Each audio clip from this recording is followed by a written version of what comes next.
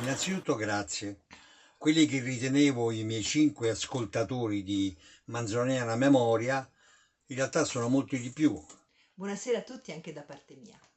Oggi vi parlerò di The Brutalist, uno dei film con più nominations agli Oscar di quest'anno, che dopo aver vinto il Leone d'Argento a Venezia e 3 Golden Globes potrebbe aggiudicarsi ben 10 statuette in tutte le categorie principali. In realtà, il motivo principale per cui ne parlo è un'affermazione del regista Brady Corbett che dice che ha dedicato tutta la sua vita al cinema, in cui lavora da quando ha 7 anni, perché non può fare altro e perché il cinema per lui è tutto. Per citare il titolo del suo primo film, qual è l'infanzia di Brady Corbett? In un certo qual modo ha qualcosa in comune con quella di Roberto. L'inizio di tutto è in piazza Trilussa a Trastevere, io passavo i compiti al figlio del giornalaio. Il figlio del giornalaio, nell'ora di pranzo, quando il papà andava a mangiare, rimaneva all'edicola. Allora io potevo andare e in piedi leggere i giornaletti, qualunque giornaletto, rapidamente. Li leggevo in piedi e velocemente li memorizzavo, perché dovevo leggere, dovevo farne un'ingozzata il più possibile, perché la mia banda sulla scalinata di piazza Trilussa, sotto il fontanone, mi aspettava. Io leggevo, poi salivo la scala, arrivavo in cima e i pipilletti, il termine pasoliniano dei ragazzini a Roma, mi guardavano e facevano, allora Roberto, allora pareva che Ercunio era Tex Miller. Oh, ma Ercunio Tex Miller l'ha fatta la settimana scorsa. Vabbè, allora chi te cazzo? E tu sei il capo dei Mescaleros. Ci racconti? E tutti sanno che Quentin Tarantino lavorava in un negozio di videocassette che ha addirittura ispirato un podcast.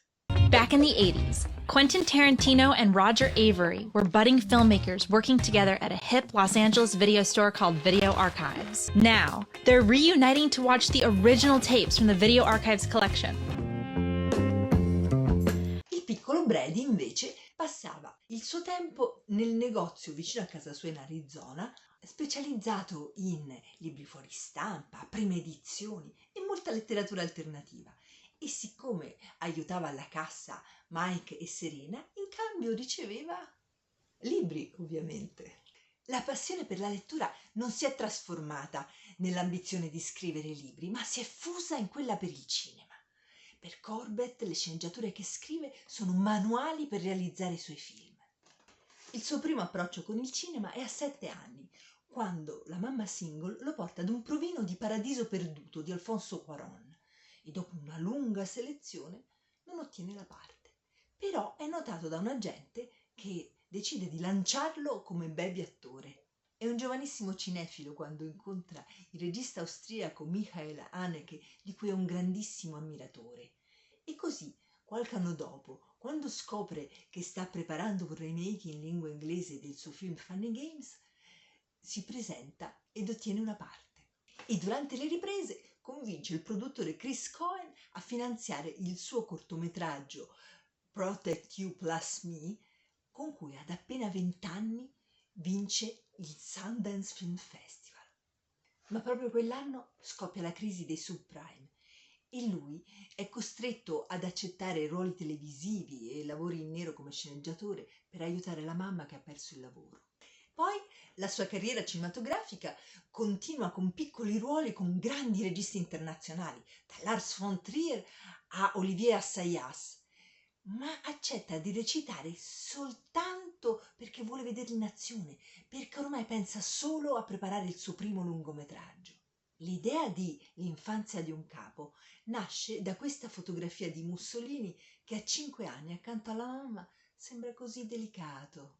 Nella sezione Orizzonti del Festival di Venezia il film vince il premio alla miglior regia e quello al miglior film d'esordio e il presidente della giuria, Jonathan Demme, lo paragona all'esordio di Orson Welles. Nel film c'è una sequenza incubo ambientata davanti ad un palazzo che secondo Corbett è stato determinante nella sua scelta di girare in Ungheria, perché cercava un posto che fosse rappresentativo del XX secolo, con un'aria neoclassica mescolata ad una brutalista stalinista. Brutalista, una parola misteriosa per chi non ha familiarità con l'architettura. Eppure Corbett sostiene di non essere un fan dell'architettura. Molto strano, perché ha sempre un'attenzione maniacale per l'estetica architettonica, come la cupola di vetro che si ritrova in tutti i suoi film. Comunque, per Corbett, l'architettura brutalista della Bauhaus è rappresentativa di qualcosa che la gente non capisce e quindi vuole eliminare, mentre lui è affascinato da quanto questa architettura sia stata influenzata dalla guerra. Perché le costruzioni brutaliste neanche esisterebbero se non ci fosse stata la guerra, di cui hanno utilizzato persino i materiali. E proprio da una guerra arriva negli Stati Uniti il protagonista. È un architetto della Bauhaus scampato a un campo di concentramento che è pronto a ricominciare una nuova vita per esprimere la propria arte, magari iniziando con una meravigliosa biblioteca. Ma il sogno americano spesso si infrange contro gli immigrati perché sono diversi.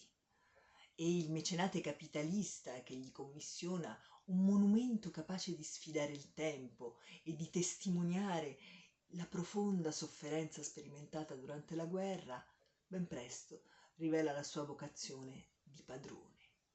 3 ore di film che non pesano minimamente, fino all'epilogo in cui finalmente possiamo ammirare la retrospettiva delle opere del grande artista, così convincente che molti spettatori vanno a cercare notizie su questo Laszlo Toth, senza sapere che in questo modo tradiscono le intenzioni di Corbett.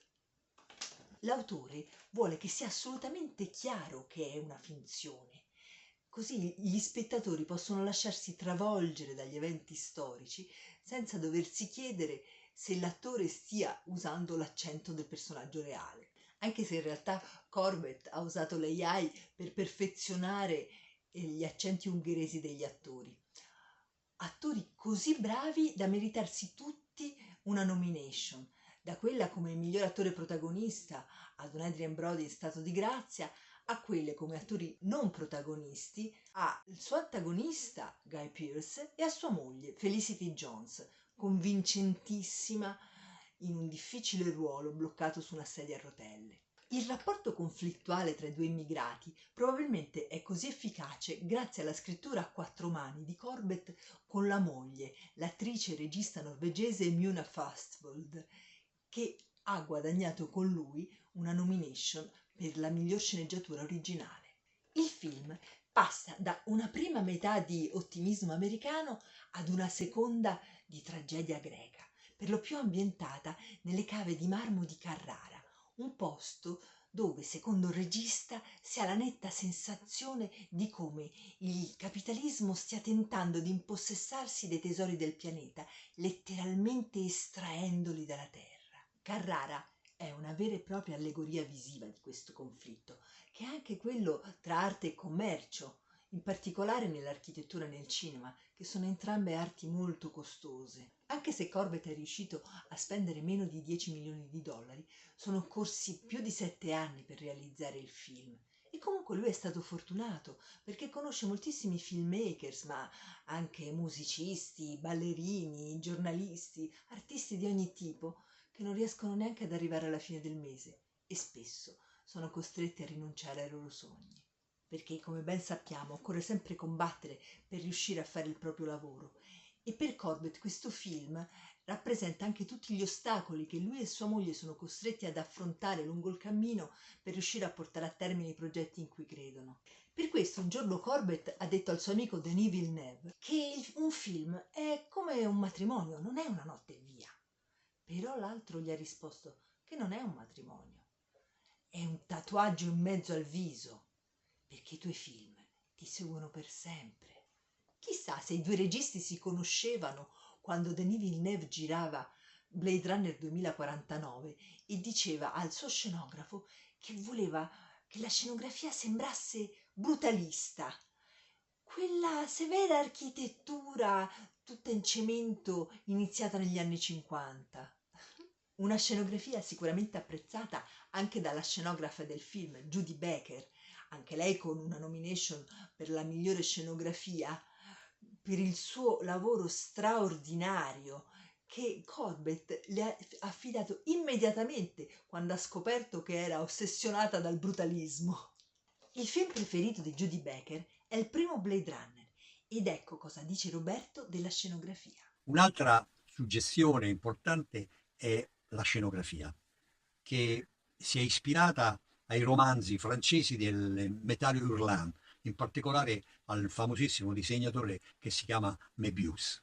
Ed è proprio in questo mondo futuristico pieno di passato che si mescola, come se fosse un cocktail shakerato, che vive questa Los Angeles futuribile allora ed oggi stranamente contemporanea, perché il film è ambientato al 2019, quindi si svolgerebbe più o meno in questi giorni, a novembre di quest'anno.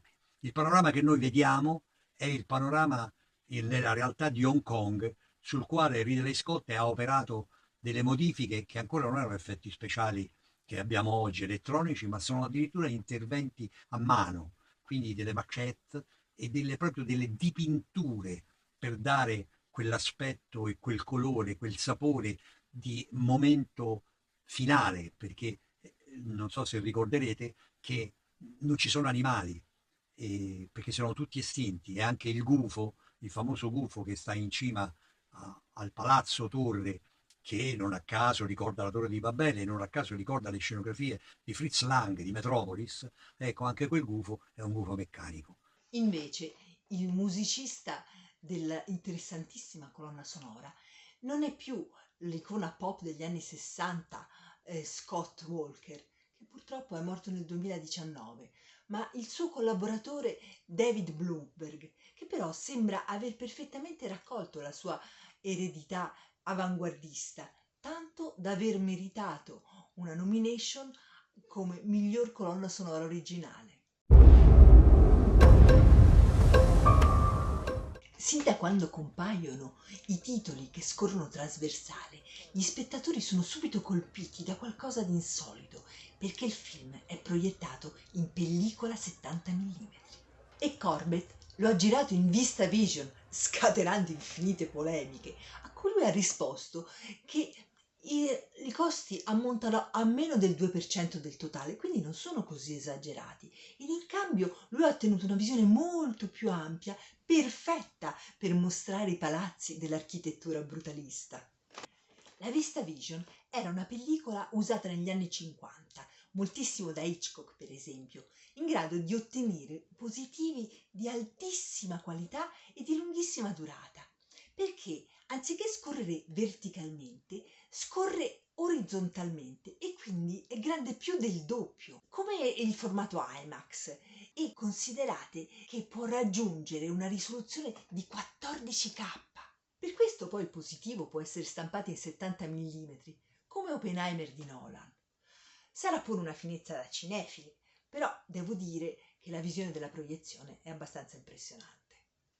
E secondo Corbett questo formato grande dovrebbe essere recuperato anche per riportare al cinema non soltanto gli appassionati di supereroi, ma anche tutti quegli spettatori che adesso se ne stanno rintanati davanti ai loro maxi schermi. Come avrete capito, Corbett ha molta fiducia nel futuro del cinema. E anche se i suoi film portano cinismo e ottimismo in egual misura, lui spera che gli spettatori comunque trovino una speranza e usa sempre gli stessi attori per interpretare i figli dei personaggi negli epiloghi dei suoi film, perché la vita è come un ciclo che si ripete, rinnovandosi sempre. E per concludere, un pensiero di Roberto.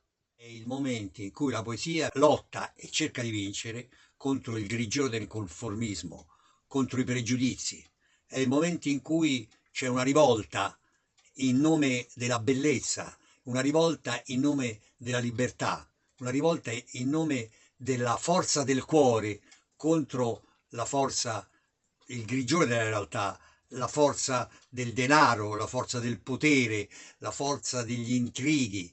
Ecco, tutto questo noi sappiamo che purtroppo la realtà è crudele. Tutti quanti noi sappiamo che è difficile che esista giustizia, è difficile che il merito si faccia avanti in maniera libera e splendente. Sappiamo che è difficile che l'amore trionfi, eppure nel nostro cuore conserviamo la speranza che questo qualche volta accada. Crediamo disperatamente che forse in questa vicenda, in questa situazione, forse il merito vincerà, forse l'amore trionferà, forse riusciremo ad eliminare la prepotenza, il sopruso. Lo crediamo, e il compito dell'arte è proprio di tenerci in questo confine fra la crudeltà della realtà e la bellezza del sogno, e farci ogni volta sperare lungo una vicenda reale che però lo sconfinamento nel sogno possa accadere almeno per questa volta. Spero la recensione vi sia piaciuta e vi ringrazio per averla vista.